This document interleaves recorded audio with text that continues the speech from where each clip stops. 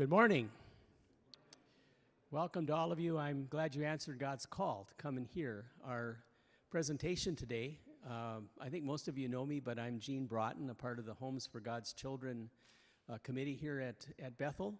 And as you also know, we're part of the Nourishing Vocations project, and so as an introductor, I've been asked to share a little bit about how being on this committee, Homes for God's Children, helps me to answer God's call in my life, how that fits into the Nourishing Vocations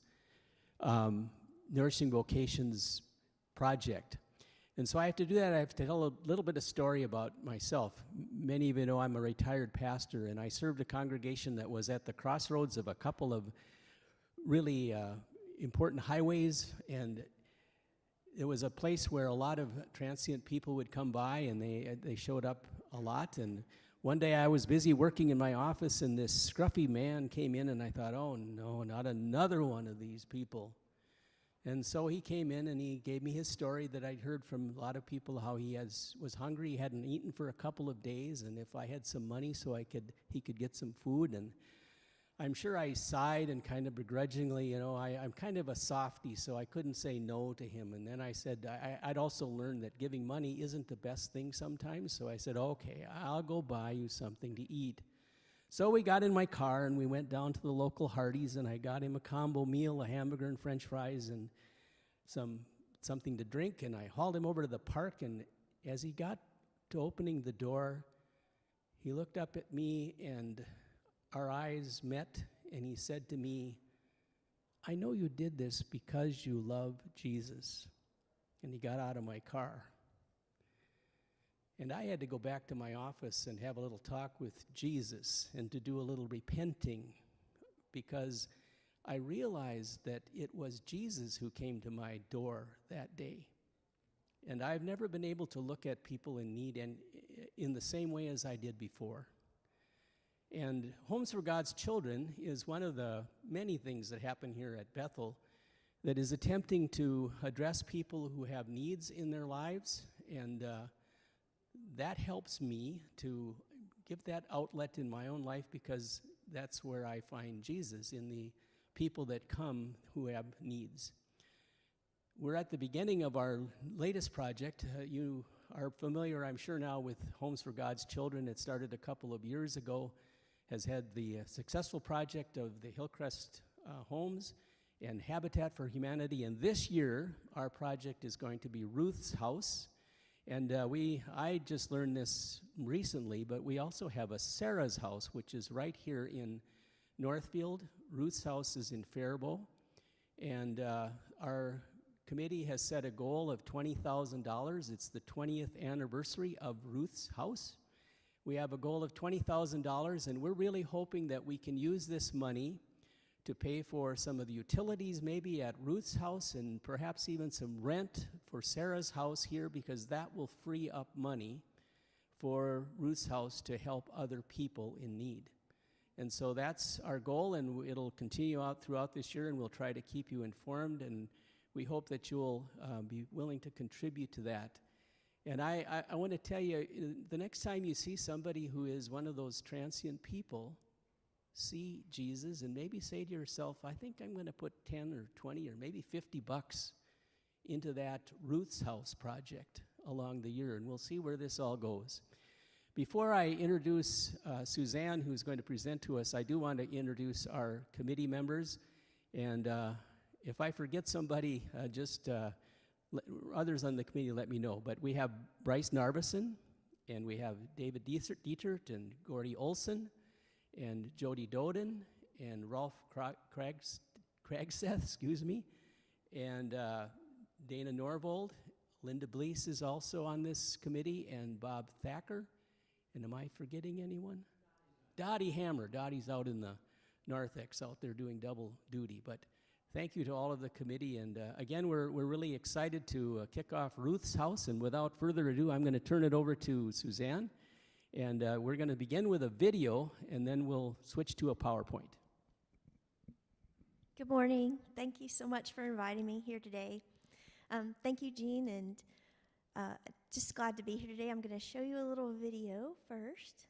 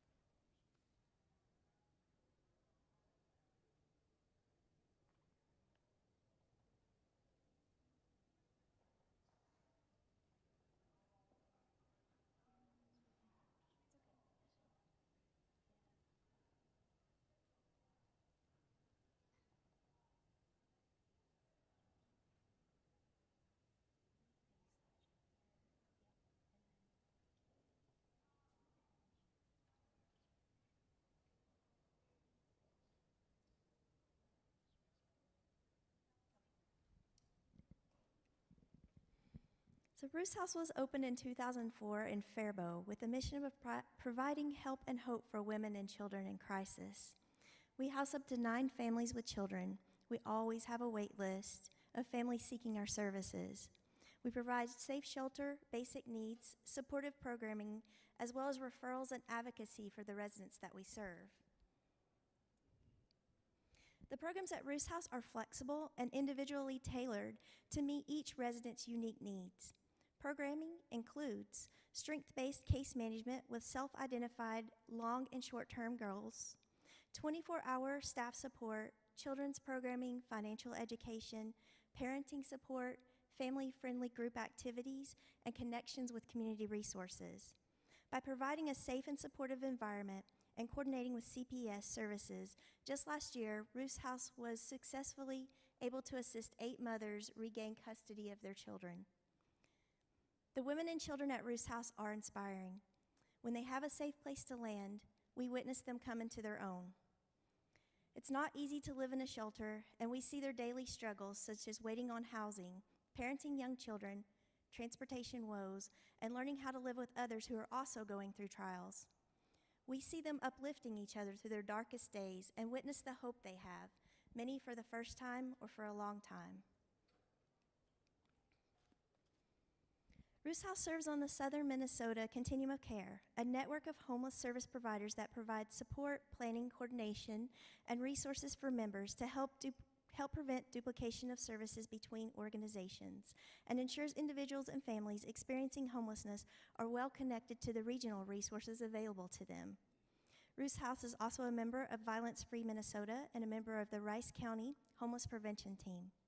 Ruth's House partners with local organizations such as the Hope Center, the CAC, Three Rivers Community Action, to meet the individual needs of the families that we serve.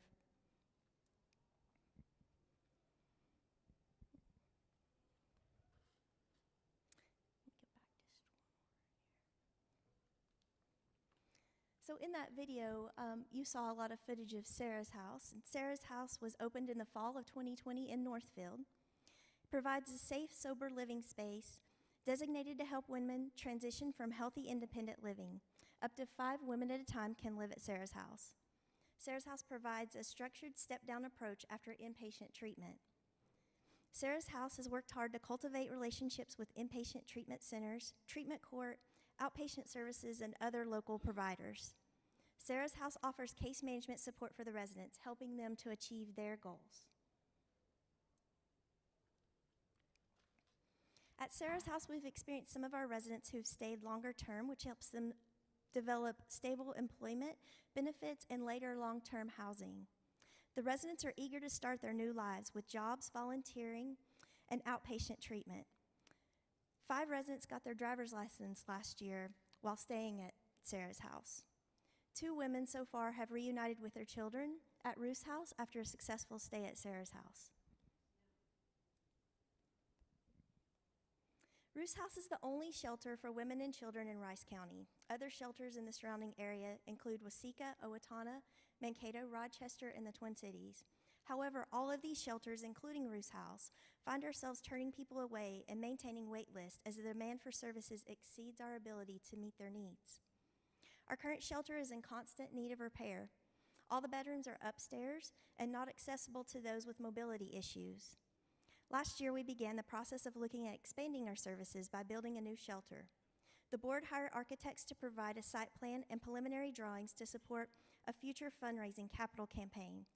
We also hired a consultant to conduct a feasibility study, which resulted in a promising community endorsement for need and support. Families leaving Ruth's house and Sarah's house for stable housing will have the opportunities a fresh start will bring. Ruth's House has given the residents the life-enriching resources they need to continue with mental and physical health providers after the transition in order to live healthy lives. Due to housing shortages in Rice County, families at Ruth's House and Sarah's house are experiencing longer wait times to move into stable housing. Many of our residents come to us from challenging circumstances, such as mental health struggles, fleeing domestic violence, job loss, substance use disorder, and other traumatic conditions and circumstances. This adds to the challenge of securing stable housing for them and their children. When families successfully secure housing, this allows Ruth's House capacity to be able to serve more families in need of our program. We have many volunteer opportunities at both Ruth's House and Sarah's House. Our garage at Ruth's House stores items for our residents, such as furniture donations for when they move out, bicycles for both the mom and the kids, and other household items. The outside of the garage is in need of a fresh coat of paint. This would involve hand scraping the current paint, as well as pressure washing before painting. We also have other various volunteer group project opportunities throughout the year. At Sarah's house, the yard is beautifully landscaped, but we need some regular volunteers during the warm weather months to help weed the yard. A future small veggie garden may also be an opportunity. A partnership between Bethel Lutheran and Ruth's House will help families secure stable housing and health equity in the Rice County community. Support from Bethel Lutheran and Homes for God's Children would help to pay utility expenses, which average around $27 a day, and rent for Sarah's house, which is $1,100 a month. With a goal of $20,000 for 2024, which also happens to be Ruth's House 20th anniversary, this would help us meet our operating expense budget.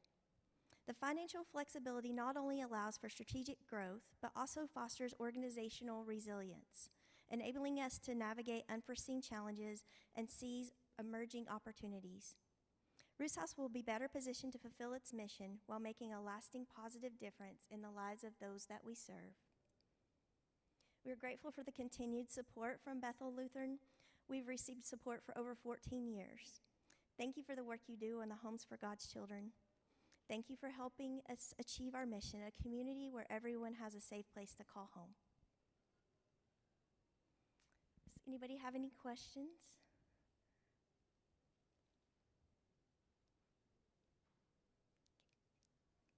Got a question. Yes, if you can, I'll repeat it for you.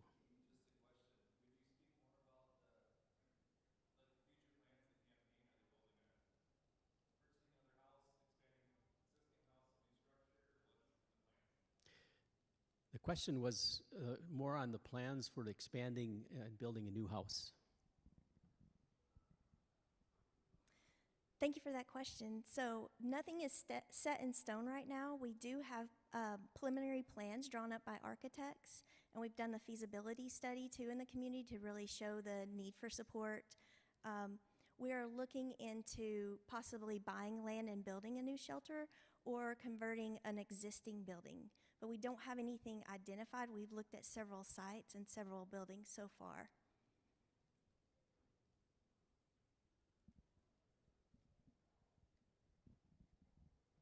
I should mention that we are being recorded, and that's why they asked me to repeat the questions here instead of bringing the mic out to you. Any other questions that people have? Yes.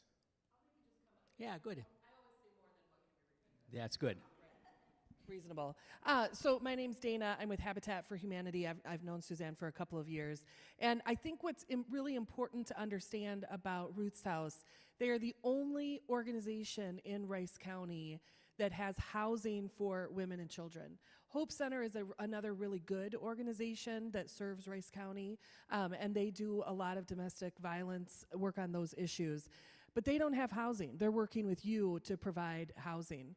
It's also really critical to understand how they fit in the continuum of housing, that there are a lot of folks, and maybe you can talk about the number of people at Ruth's House and how many people are on the waiting list. But it's really critical to have that to really stabilize people when people are in crisis.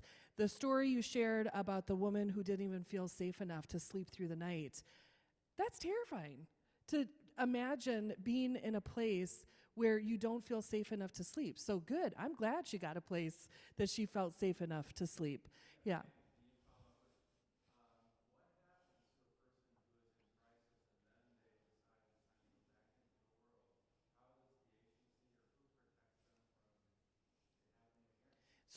So the question back to you is, how do you help a person in crisis as they've kind of stabilized? How do you still support them as they exit? And then just talk about the numbers of people I think that you see at Ruth's House. Thank you, Dana. So at Ruth's House, we can house up to 9 families or 27 individuals. So Ruth's House has common areas like your kitchen, your laundry room, your living room, and then all the residents' bedrooms are upstairs. Each family has their own bedroom with a lock on it. And so, like Dana had mentioned too, this one family to have that secure space and privacy that's their own is really valuable. We continually have a wait list. I think we're around 20 families now on our wait list, so very much needed. At Sarah's House, we can house up to 5 women at a time there. So the average length of stay for our families is 4 to 6 months. So while they're at Ruth's House, we're continuously working on them. Each family has their own individualized plan, but some may be going back to school, finding jobs. We're connecting them to those resources, those benefits, so that when they do move out to secure housing, they're going to be in a stable situation. Of course, there's some that don't stay with us as long. There's some that leave Ruth's House and then they have to come back years later, or maybe their kids come back. That's unfortunate, but that's, we're there for them. One thing that we need to keep in mind is that the women that are with us at Ruth's House, they're no different than you and I. Anybody can find themselves in these circumstances. They really are our neighbors. Our kids go to school with their kids and grandkids, and we just really want to be that resource in the community that provides this stable housing and then connect them to the resources so that they are successful when they do move out.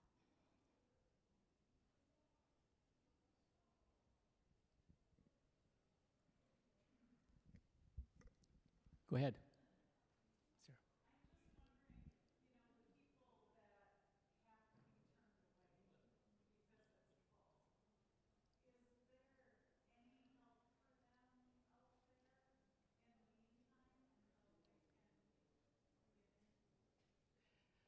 The question was, what happens to those people who have to be turned away? Is there any other resource for them or help that they might be able to get? So when we can put them on the wait list if they are able to manage those stairs, but sometimes they're not. So we connect them to other shelters in the state. That's what we do, and there's an organization called Rachel's Light in Owatonna, so we send a lot of women there, refer them there, and they refer women to us too when they're full.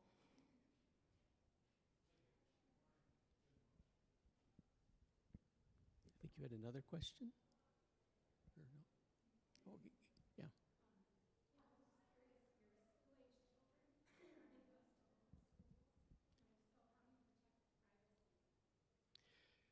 The question is with school-age children, are they bused to school, and how are they protected, their privacy protected?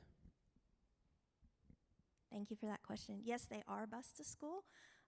If they live in Faribault or they went to school in Faribault, they can continue to go to school in Faribault. But if they are at Ruth's House, which is in Faribault, but they came from Northfield, came from that school system, they are bused to the Northfield schools. In terms of privacy, we have confidentiality agreements. If they allow us to talk to the schools, because a lot of times we advocate too for supports at the school, the parent will sign a release of information so that we're able to help them and advocate for them at the school as they need to, and they can talk to us and share needs and concerns.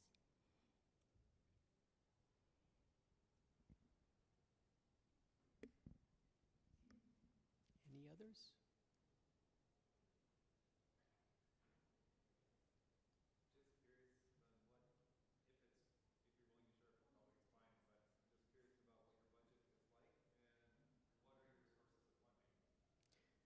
Question is, what is your budget light and your sources of funding? Thank you. So it's just over $500,000 to operate each year. We have a smaller staff, so only 12 staff and 4 are full-time. We don't receive a lot of government funding, or if any. Some years we don't receive any government funding. So our funding comes from foundation grants. It comes from church support and individuals. We just had our gala last weekend, and that's when about a third of our budget there, support from there, and we had a wonderful turnout for that from the community, so we're grateful for that. But we don't charge our residents to stay at Ruth's House. So they never pay a penny. At Sarah's House, we do charge a bed fee, and that's also to help them transition from Sarah's House out into when they'll be paying rent there. So we don't have, a lot of income coming from our programs.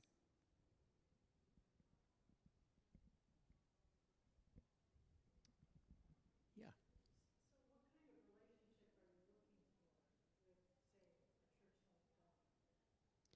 The question is, how would you describe the relationship you're looking for with Bethel?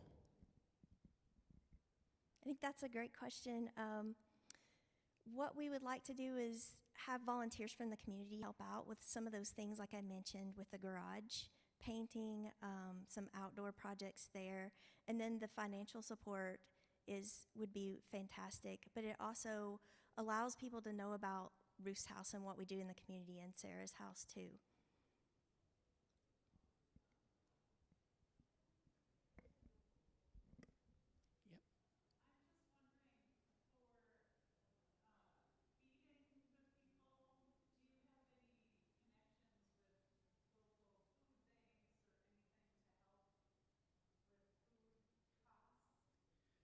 How do you provide for feeding of the people? That's a great question too. A lot of times the women come with nothing but the clothes on their backs. So we do have a basement which is full of some clothing when they get there, diapers. So that's a great help. In terms of the food, we do have local donations and we have partnerships with the food bank, the CAC. So that is a great benefit. And then we help connect them to their benefits that they may have, food stamps, WIC, etc. But a lot of times that takes time. So when they first come to us, we want to make sure they don't have to worry about laundry detergent. They don't have to worry about diapers and those sorts of things. So we keep a supply there until we can connect them to those resources. I'm bringing eggs over there later today, too.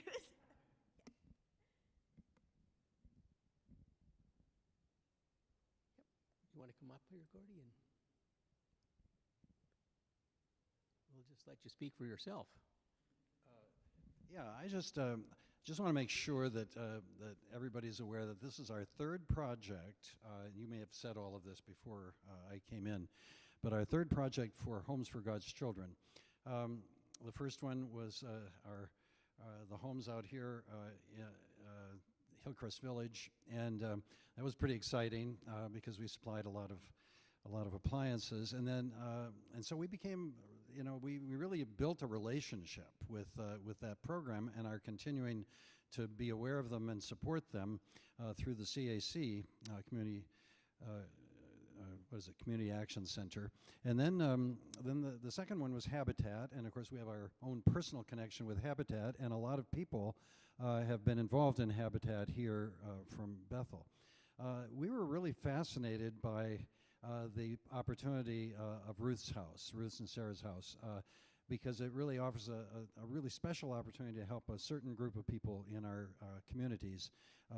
And so we're going to, at Homes for God's Children, we're going to find creative ways to explore how we can help. Our goal is 20,000.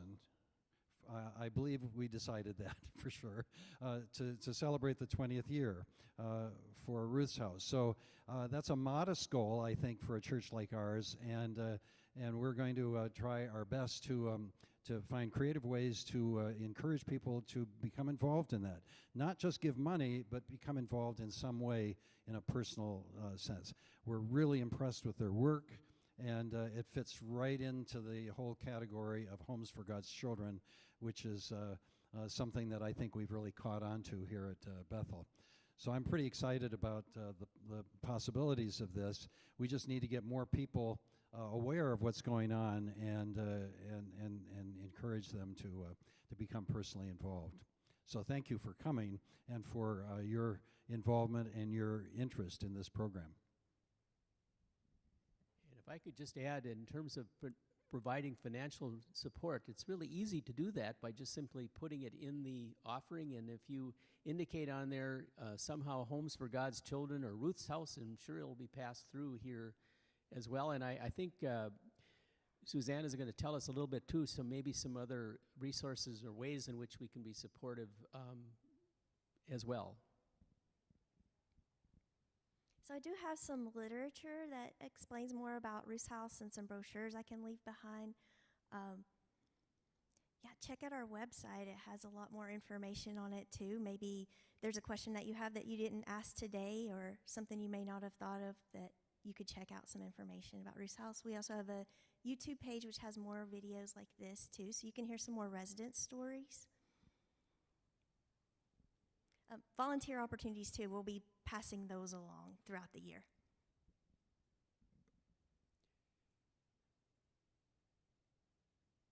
We might do something we don't often do, and that's end a little early today, which is all right. That's really good because Suzanne, I know that she has been very busy, and we talked earlier in the week, and she was telling me that it's been quite a week for there, and she needs to get back really quickly to actually go to work down there with some people. So I think we're going to stop at this point and let Suzanne get off. And again, if you talk to anyone from Homes for God's Children, we'll help you get involved with Ruth's house and Sarah's house as well. So thank you all again for coming and being a part of our time together, and especially thank you, Suzanne, for sharing with us and getting us off to a start. Thank you.